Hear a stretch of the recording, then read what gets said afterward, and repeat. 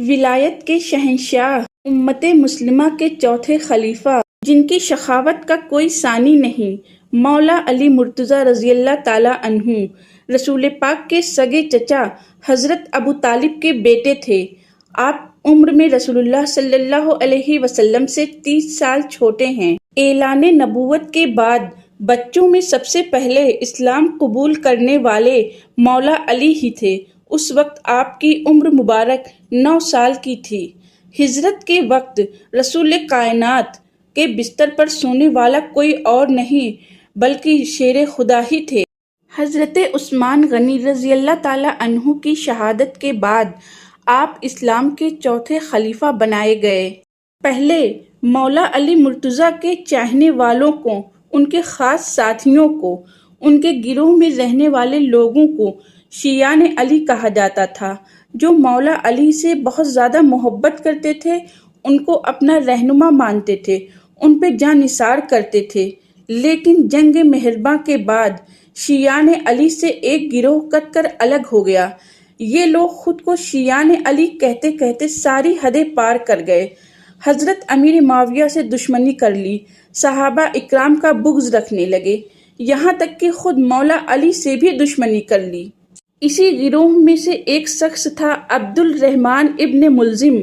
बहुत सारी रिवायतों में है कि ये अब्दुल रहमान इब्न मुल्जिम मौला अली मुर्तज़ा के खादिमों में से एक था और मौला अली के साथ साथ रहता था। जंग मेहरबान मौला अली की तीसरी बड़ी जंग थी जिसमें उनको फतेह हासिल हुई थी।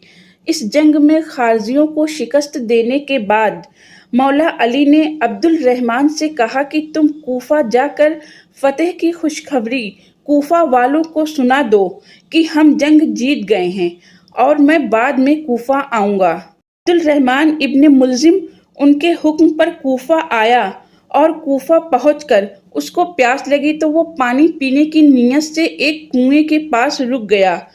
कुएं के पास एक मकान था, उसमें से किसी लड़की के गाना गाने की आवाज़ आ रही थी। वो आवाज़ इतनी अच्छी थी, इतनी सुरीली थी कि अब्दुल रहमान इब्न मुल्जिम बहुत ज़्यादा मुतासिर हुआ और सोचने लगा कि जिसकी आवाज़ इतनी सुरीली है वो खुद कितना खूबसूरत होगा। उसके दिल में उस आवाज़ वाली लड़की को देखने का शौक़ पैदा हुआ तो वो उस मकान की तरफ चल दिया और जब उस आवाज़ वाली लड़की के घर के सामने पहुंचा और उस लड़की को देखा तो उसको देखकर उस पर मर मिटा।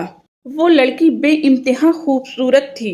अब्दुल रहमान इब्न मुल्जिम ने कहा कि तुम इतनी खूबसूरत हो, तुम्हारी आवाज़ इतनी अच्छी है, मुझे तुमसे मोहब्बत हो गई है, मैं तुमसे शादी करना चाहता हूँ। अब्दुल रहमान इब्न मुल्जिम का हुलिया, उसके लबो लहजे को देखकर उस लड़की को अंदाज़ा हो गया कि ये शियान अली है।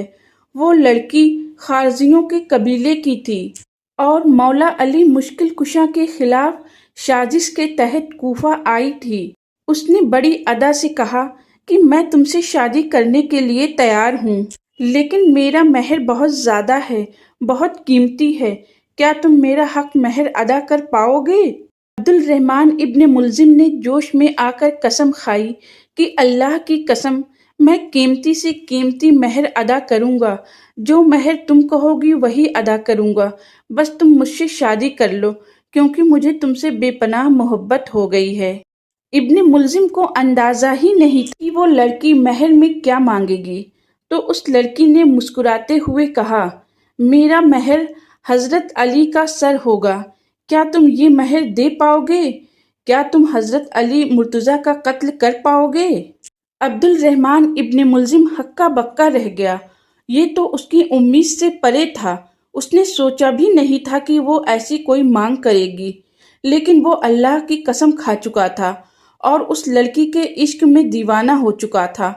मौला अली की मोहब्बत उस लड़की की मोहब्बत के आगे कम पड़ने लगी। उस लड़की की मोहब्बत मौला की मोहब्बत पे गालिब आ गई और इब्न मुल्जिम मौला अली के कत्ल करने के लिए तैयार हो गया।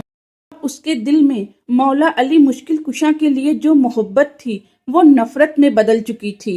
वो मौला अली मुश्किल कुशा के कूफा आने का इंतज़ार करने लगा कि कब मौला आए اور میں ان کا قتل کر کے جلدی سے اس لڑکی سے شادی کر لوں۔ مولا علی کے آنے سے پہلے ہی اس نے ان کے قتل کی پوری تیاری کر رکھی تھی، اس خنجر کو زہر میں بجھا لیا تھا۔ اور جب میرے مولا کوفہ میں تشریف لائے تو رمضان کا مہینہ چل رہا تھا۔ 19 رمضان کی صبح سحری کھا کر مولا علی فجر کی نماز پڑھنے کے لیے کوفہ کی جامع مسجد کی طرف جاتے ہیں۔ وہ ایک بہت ہی عجیب سی صبح تھی، ہر طرف اداسی ہی اداسی تھی۔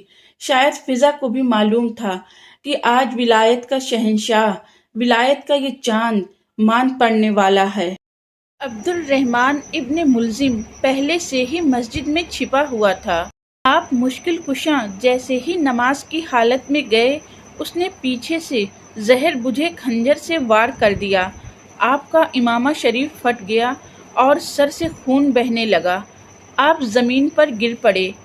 ابن ملزم بھاگنے لگا تو لوگوں نے اسے پکڑ لیا اور مارنے لگے۔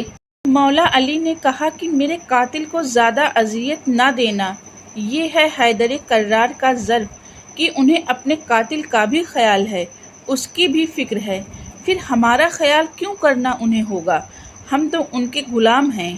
وہ گھرانہ ہی اعلیٰ ہے، اس گھرانے کی شان ہی نرالی ہے، کسی منگتے کو خالی ہاتھ نہیں لوٹاتے، پھر بھلا اگر ہم کچھ مانگیں گے تو ہمیں خالی ہاتھ کیوں لوٹائیں گے؟ 2 دن تک زخمی حالت میں بیمار رہنے کے بعد 21 رمضان کو آپ کا انتقال ہو گیا۔ آپ کی شہادت کی خبر بہت تیزی سے کوفے میں پھیل گئی اور خارجیوں نے بوال ہنگامہ مچانا شروع کر دیا۔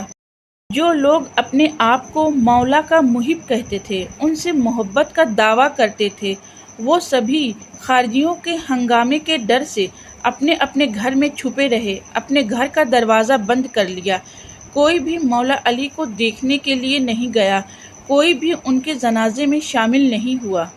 مولا علی کی محبت دل میں موجود ہونے کے باوجود کوئی بھی کوفہ والا مولا علی کے جنازے میں شامل نہیں ہوا۔ آپ کے جنازے میں صرف 3 لوگ تھے، حضرت امام حسن رضی اللہ تعالیٰ عنہ، حضرت امام حسین رضی اللہ تعالیٰ عنہ اور حضرت امام حسین کا ایک غلام کیش۔ حضرت امام حسن رضی اللہ تعالیٰ عنہ نے مولا علی مشکل کشاں کے جسم ناز کو نہلایا اور پھر جنازے کی نماز پڑھائی۔ ذرا سوچئے، دنیا والوں نے آل محمد پر کتنا ظلم کیا، کتنا ستم ڈھایا، لیکن پھر بھی ان لوگوں نے صرف صبر کیا اور اللہ کا شکر ادا کیا، چاہے بات حضرت امام حسن رضی اللہ تعالیٰ عنہ کو زہر دینے کی ہو یا پھر حضرت امام حسین رضی اللہ تعالیٰ عنہ کو کربلا میں گھیر کر شہید کرنے کی ہو۔ ہر حال میں آل محمد نے صبر کیا اور اللہ کا شکر ادا کیا، اور ہم سب مسلمانوں کو صبر کا پیغام دیا کہ کبھی مصیبت پڑے تو صبر کرنا۔ جنازے کی نماز پڑھانے کے بعد حضرت حسن اور حضرت حسین رضی اللہ تعالیٰ عنہ نے آپس میں مشورہ کیا کہ بابا جان کے وجود ناز کو کہاں دفن کیا جائے، کیونکہ کوفے میں تو خارجیوں نے ہنگامہ مچا رکھا تھا اور انہیں ڈر تھا کہ خارجی لوگ ان کے بابا کے جسم کے ساتھ کوئی بدتمیزی نہ کریں، کوئی بے حرمتی نہ کریں۔ ایک روایت یہ بھی ہے کہ اپنی شہادت سے پہلے ہی مولا علی مشکل کشاں نے یہ وصیت کی تھی کہ مجھے کوفہ میں دفن مت کرنا، بہت ممکن ہے کہ خارجی میرے جسم کے ساتھ بے حرمتی کریں۔ تم کوفہ سے باہر جو جنگل ہے، اس جنگل میں ایک سفید رنگ کا پتھر جہاں پر رکھا ہوگا، وہاں پر ایک قبر کھدی ہوگی، تم مجھے اسی قبر میں دفن کر دینا۔ یہ مولا علی مشکل کشاں کی وصیت تھی، کیونکہ انہیں پہلے سے ہی حالات کا اندیشہ تھا۔ بہت سے صوفیہ علماء کہتے ہیں کہ جب رات کی تاریکی میں چپکے سے مولا کائنات کا جنازہ چلا تو ایک طرف کندھا حضرت امام حسن رضی اللہ تعالیٰ عنہ نے دیا، دوسری طرف کندھا حضرت امام حسین رضی اللہ تعالیٰ عنہ نے دیا اور تیسری طرف کندھا ان کے غلام کیش نے دیا۔ چوتھی طرف کندھا دینے والا کوئی نہیں تھا، تو اللہ رب العزت نے چوتھا کندھا دینے کے لیے فرشتوں کو بھیجا۔ یہ ہے علی کی شان کہ ان کی میت کو کندھا دینے فرشتے آتے ہیں۔ مولائے کائنات حضرت علی شیر خدا کا مبارک جنازہ چلا۔ جنگل میں سفید رنگ کے پتھر کے پاس قبر کھدی ہوئی تھی۔ آپ تینوں نے چپکے سے مولائے کائنات کو قبر میں اتارا، خاک سپرد کیا اور زمین برابر کر دی تاکہ خارجی جان نہ پائیں کہ یہاں پر مولا علی کا جسم مبارک دفن ہے۔ ایک طویل عرصے تک کسی کو بھی نہیں پتا تھا کہ مولائے کائنات کا قبر مبارک کہاں ہے۔ اہل بیت کے لوگ چپکے سے خاموشی سے حیدر کرار کی قبر پر زیارت کے لیے جاتے رہے۔ اہل بیت اور ان کے خاندان والوں کے علاوہ کسی کو بھی نہیں پتا تھا کہ مولائے کائنات کہاں دفن ہے، کہاں ان کا قبر مبارک ہے۔